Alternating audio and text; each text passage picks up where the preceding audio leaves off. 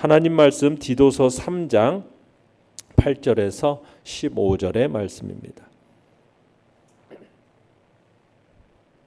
디도서 3장 8절에서 15절의 말씀 우리 한 목소리로 같이 읽도록 하겠습니다. 시작. 이 말이 미쁘도다. 원하건대 너는 이 여러 것에 대하여 굳세게 말하라. 이는 하나님을 믿는 자들로 하여금 조심하여 선한 일을 힘쓰게 하려 함이라. 이것은 아름다우며 사람들에게 유익하니라. 그러나 어리석은 변론과 족보 이야기와 분쟁과 율법에 대한 다툼은 피하라. 이것은 무익한 것이요 헛된 것이니라. 이단에 속한 사람을 한두 번 훈계한 후에 멀리하라. 이러한 사람은 내가 아는 바와 같이 부패하여 스스로 정죄한 자로서 죄를 짓느니라. 내가 아데마나 두기고를 내게 보내리니 그때 내가 급히 니고볼리로 내게 오라. 내가 거기서 겨울을 지내기로 작정하였노라. 율법교사 세나와 및 아볼로를 급히 먼저 보내어 그들로 부족함이 없게 하고 또 우리 사람들도 열매 없는 자가 되지 않게 하기 위하여 필요한 것을 준비하는 좋은 일에 힘쓰기를 배우게 하라. 나와 함께 있는 자가 다 내게 무난하니 믿음 안에서 우리를 사랑하는 자들에게 너도 무난하라. 은혜가 너희 무리에게 있을지어다. 아멘. 오늘 말씀의 제목은 힘써야 할 것과 피해야 할 것이라는 제목으로 말씀을 나눕니다. 오늘 본문에서 바울은 거짓 교사들이 설치고 있는 상황 속에서 성도들에게 필요한 삶의 자세를 알려주고 있습니다. 바울은 자신의 선교 일정에 대해서도 간략하게 언급하고요. 그리고 나서 디도에게 그레데 교인들과 더불어서 자신의 동역자들을 돌봐줄 것을 부탁을 합니다. 그렇게 이제 동역자들을 돕는 일들은 성도가 맺어야 할 합당한 열매다라고 강조하는 내용이 오늘 본문의 이야기입니다. 내용과 제일 먼저 1번을 보시면은 마지막으로 바울은 무엇을 피하고 무엇을 힘쓰라고 권면하고 있습니까? 8절 9절을 다시 한번 읽어보겠습니다. 시작. 이 말이 미쁘도다. 원하건대 너는 이 여러 것에 대하여 굳세게 말하라. 이는 하나님을 믿는 자들로 하여금 조심하여며 선한 일을 힘쓰게 하려 함이라. 이것은 아름다우며 사람들에게 유익하니라. 그러나 어리석은 변론과 족보 이야기와 분쟁과 율법에 대한 다툼은 피하라. 이것은 무익한 것이요 헛된 것이니라. 아멘. 자, 바울은 디도서의 이 마지막 메시지를 전하면서 디도 자신이 먼저 구원의 말씀에 대한 확신을 가지고 계속해서 담대하고 확신 있게 증언할 것을 명령하고 있습니다. 당시 이 그레데 성도들 가운데는 아직도 구원 교리에 대한 어떤 확실한 체계가 세워져 있지 않았던 것이죠. 그래서 영적 지도자인 디도는 더욱더 구원의 진리에 대해서 확신 있고 강하게 전할 필요가 있었던 거예요. 그래서 이 여러 것에 대해서 어떻게 말하라? 굳세게 말하라. 굳세게 말하라. 예. 그러니까는 강하고 담대하고 확신 있게 전하라는 표현을 쓰고 있는 거예요. 그러면서 바울은 디도가 복음의 진리를 확신 있게 전해야 하는 것은 그 다음에 뭐라고 하냐면 성도들로 하여금 하나님을 믿는 자들로 하여금 뭐하라? 조심하여 선한 일을 힘쓰게 하려 합니다. 이렇게 얘기하고 있죠.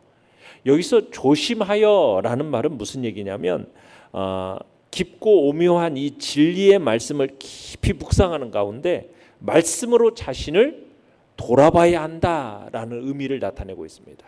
그러니까 조심한다라는 얘기는 진리의 말씀을 통하여서 자신을 돌아보는 것. 그래서 그냥 매사에 내가 섣불리 하고 싶은 대로 원하는 대로 그렇게 너 자신의 몸을 움직이지 말고 진리에 비추어서 살아야 된다는 얘기예요. 그러니까 조심하라는 얘기는 진리에 비추어서 그 말씀에 비추어서 살아야 할 것을 얘기하고 있는 거예요. 그냥 내가 하고 싶고 내가 원하는 대로 마음대로 살지 말라는 거죠. 그래서 하나님의 말씀, 은혜의 말씀을 배워야 되는 거예요. 그리고 깊이 있는 말씀에 대해서 성찰하고 묵상하면서 그러면서 성도로서 뭐하라? 선한 일을 힘쓰라. 그렇게 얘기했어요. 선한 일. 선한 행동을 나타내게 하라는 거죠. 그러니까 바울은 디도로 하여금 이 악한 환경에 노출되어 있는 그레데 성도들로 하여금 하나님의 진리의 말씀으로 자신을 끊임없이 성찰하고 돌아보면서 그 말씀으로 이제 살아감에 있어서 조심하여, 그죠?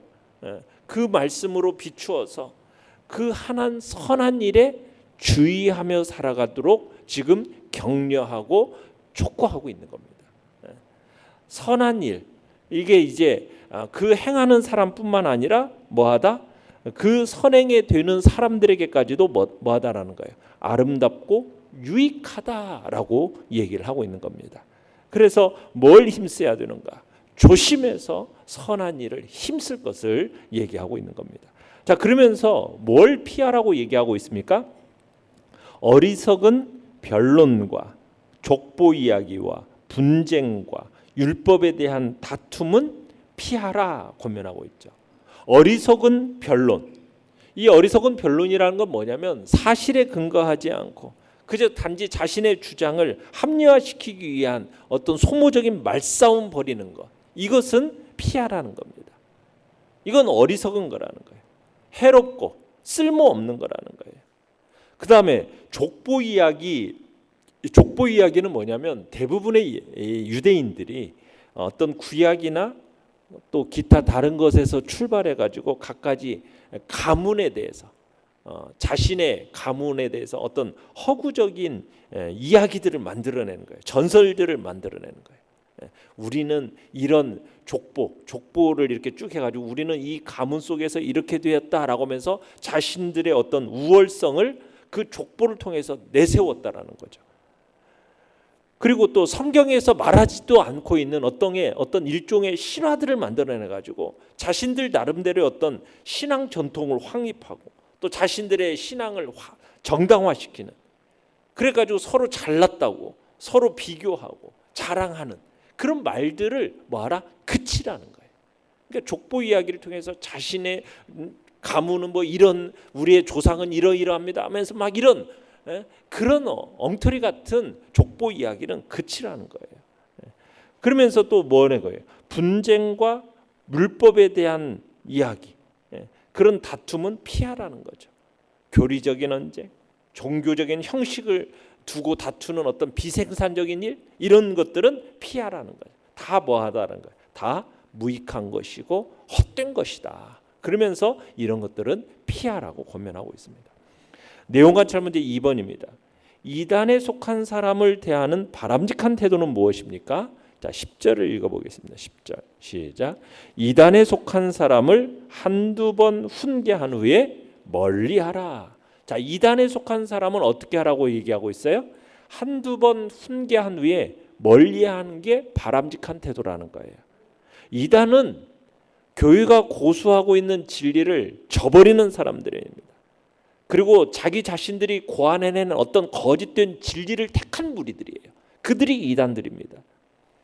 이 당시만 하더라도 주로 예수 그리스도의 부활을 부인하는 사람, 예수의 그리스도 되심, 주 되심을 부인하는 그런 무리들이 있었어요. 오늘 여기 이제 본문 디도서에서 말하는 이단에 속한 사람들은 어떤 사람들이냐? 우리가 얘기했던 것처럼 유대주의자들입니다. 영지주의자들입니다.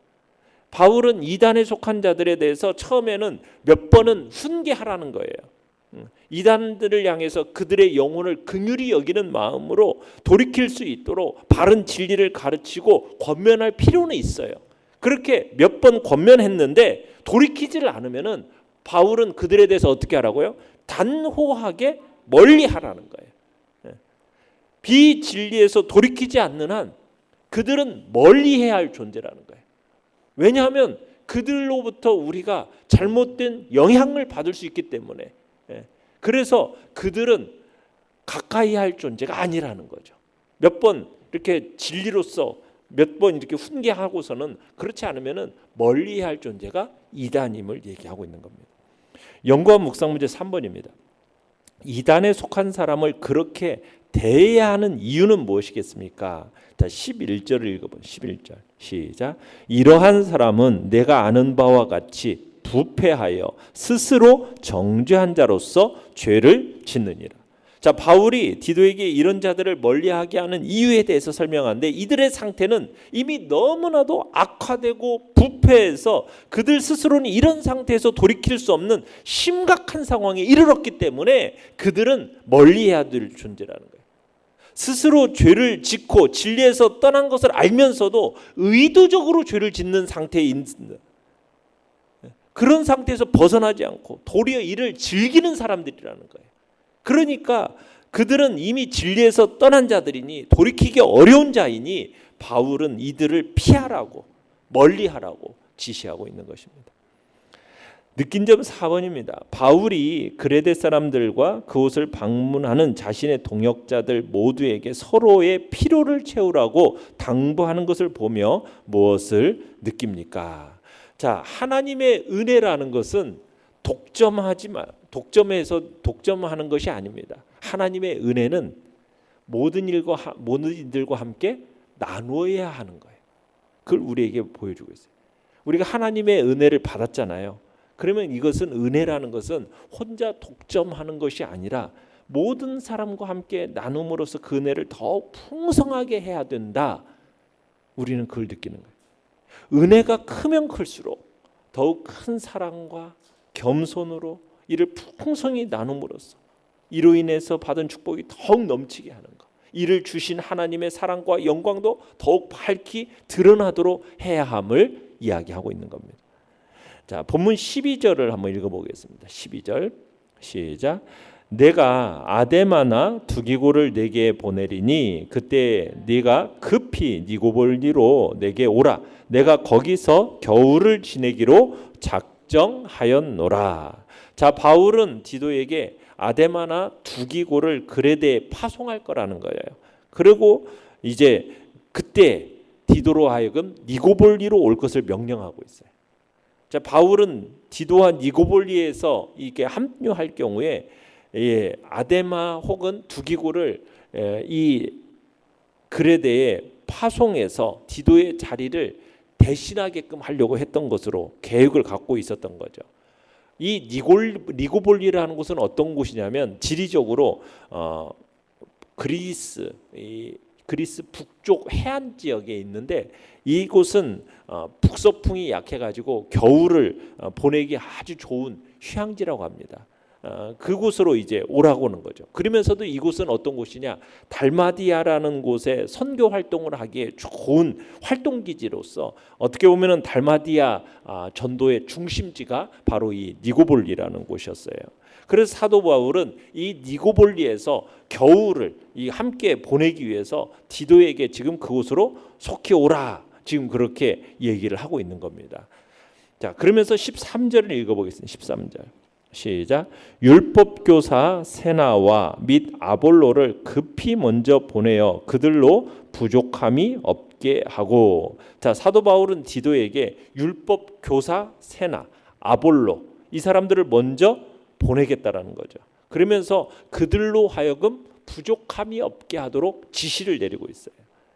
왜 지금 율법교사 세나하고 아볼로도 굉장히 바울과 거의 동등한 그런 정말 능력 있는 목회자지 않습니까?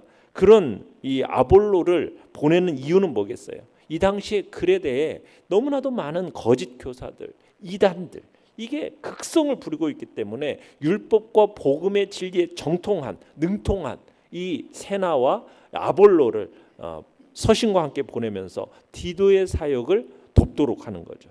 그래서 이제 지금 이 사람들을 보낼 테니 어떻게 하라? 그들로 부족함이 없게 해라. 지금 이런 명령을 내리고 있는 겁니다. 자, 그러면서 14절도 읽어보겠습니다. 14절입니다. 시작. 또 우리 사람들도 열매 없는 자가 되지 않게 하기 위하여 필요한 것을 준비하는 좋은 일에 힘쓰기를 배우게 하라. 자, 여기서 그레데 교인들도 열매 없는 자가 되지 않게 하려 하면 뭘 해야 된대요? 좋은 일에 힘쓰기를 배우고 실천해야 된다라고 얘기했어요. 여기서 좋은 일이라는 건 뭘까? 좋은 일이라는 것은 어떤 성도들로서 마땅히 해야 할 어떤 선한 행실을 가리키겠죠. 근데 여기서 조언이라는 것은 어떤 신앙적인 선함 이것만을 얘기하는 것이 아니라 경제적인 필요를 채우는 일, 경제적인 필요를 채우는 일까지 포함되고 있는 겁니다. 그러니까 성실하고 바른 노동을 통해서 가난한 사람들을 돕고 교회 사역에 물질적인 필요가 있을 경우에 다른 이들에게 패기침이 없이 스스로 채울 수 있도록 필요한 것을 준비하는 그 좋은 일, 이 일들을 하도록 해야 된다는 거예요. 그게 열매 있는 일이라는 거죠.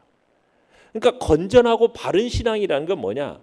세상에서의 어떤 노동과 수고와 결코 이게 배치되는 게 아닙니다. 오히려 신앙에 철저하면 철저할수록 이 땅의 수고와 노동에 성실해야 되는 거예요. 그런데 많은 이 소위 경건하다, 신령하다는 사람들이 그런 성도들 가운데 자꾸 세상 어떤 직업에 대해서 죄악시하고 또 무시하고 또 직업과 노동에 대해서 터부시하고 이런 사람들이 간혹 있어요. 그래서 잘못된 재림신앙을 가진 사람들이 재림을 준비한다라는 명분을 가지고 직업을 막 팽개치게 하고 세상을 등지게 하는 경우가 있었다라는 거예요. 그러나 성경 어디에서도 노동이 악한 거다 말하는 것이 없어요. 주님께서 재림을 준비하라 명령은 하셨지만 직업마저 버리고 어떤 특정한 장소에 모여라 이렇게 말씀하신 적은 성경 어디에도 없어요.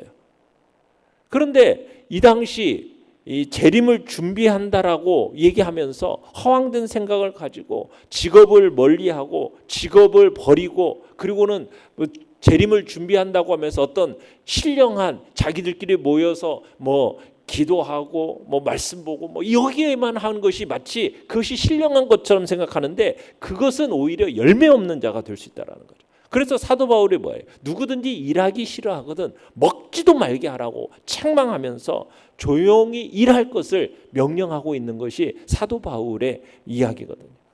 그러니까 열매 맺는 자가 되려면 우리의 신앙에 있어서 신실하고 바른 신앙생활을 해야 되는 거죠. 신앙의 선한 행실을 통해서 이 땅에서의 직업과 노동에 대해서는 더없이 성실하고 충실하게 해야 되는 거예요. 복음적 신앙이라는 것은 세상에서의 도피를 얘기하는 게 아닙니다. 세상으로 들어가서 세상을 새롭게 하는 것이 어떻게 보면은 그게 바로 복음적인 신앙인 거죠. 그래서 이제 필요한 것들을 준비하는 좋은 일에 힘쓰기를 배우게 하라. 여기에는 바로 물질적인 경제적인 필요를 채우는 그 일까지도 함께 하면서 그 일들을 감당하도록 얘기하고 있는 것입니다. 결단과 적용 5번입니다. 사람들과의 대화 속에서 내가 피해야 할 이야기는 무엇입니까? 나 자신만을 유익하게 하는 일과 사람들을 유익하게 하는 선한 일 중 무엇에 더 힘쓰겠습니까? 우리가 사람들과의 대화 속에서 어떤 자기를 드러내려는 족보 이야기와 같은 무익한 변론 이런 것으로 우리가 자신을 자랑하고 쓸데없이 또 이단들과 막 변론하고 이런 어리석은 자리에 우리가 빠져서는 안 됩니다. 우리는 하나님의 진리의 말씀으로 끊임없이 우리 자신을 돌아보면서 성찰하면서 그 말씀 속에서 우리를 향하신 뜻이 무엇인지 분별해내고 그 뜻에 합당하게 우리 자신을 힘써 열매 맺는 일에 나아가야지. 쓸데없는 변론과 이야기를 통해서 자신을 자랑하고 어리석은 그런 자리에 우리는 빠지지 말아야 할 것입니다. 그리고 나 자신만을 유익하는 것이 아닌가요? 다른 이들을 어떻게 하면 유익하게 할까? 우리가 정말 아름다운 공동체를 이뤄감에 있어서 다른 사람들을 섬기고 나누는 그 내가 받은 그 은혜들을 풍성하게 나누는 복된 자리에 우리 모두가 있기를 간절히 바랍니다. 오늘의 기도 같이 읽겠습니다. 시작. 하나님과 이웃에게 감사와 사랑을 전하며 올해의 마지막 날까지 아름답게 마무리하게 하소서. 아멘.